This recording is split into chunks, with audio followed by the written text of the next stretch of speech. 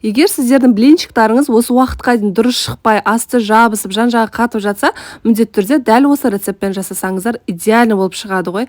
Алдымен ыдысымызға жұмыртқамызды, одан соң қантымызды қосып, кішкене тұз қосып, жақсылап қантымыз ерігенше жақсылап араластырамыз. Одан кейін жылы сүтімізді құямыз. Сүттеріңіз міндетті түрде жылы болуы керек. Одан соң ұнымызды аз-аз мөлшерде сала отырып, бір массаға жеткенше араластырамыз. Осындай шамалы қоюырақ масса болып шығады. Одан соң міндетті түрде қайнап тұрған суымызды құямыз.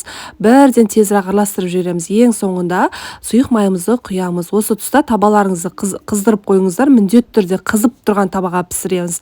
Табаларымыз қызып шыққаннан соң біріншісін майлап аламыз, одан кейін майлаудың қажеті жоқ. Осылай қызып тұрған табаға құйған кезде әдемі болып шығады ғой. Жан-жағы сарғайып бастаған кезде екінші бетіне аударамыз. Екінші бетін көп ұстамаймыз. Дәл осылай пісіріп аламыз. Міндетті түрде осы рецептпен жасап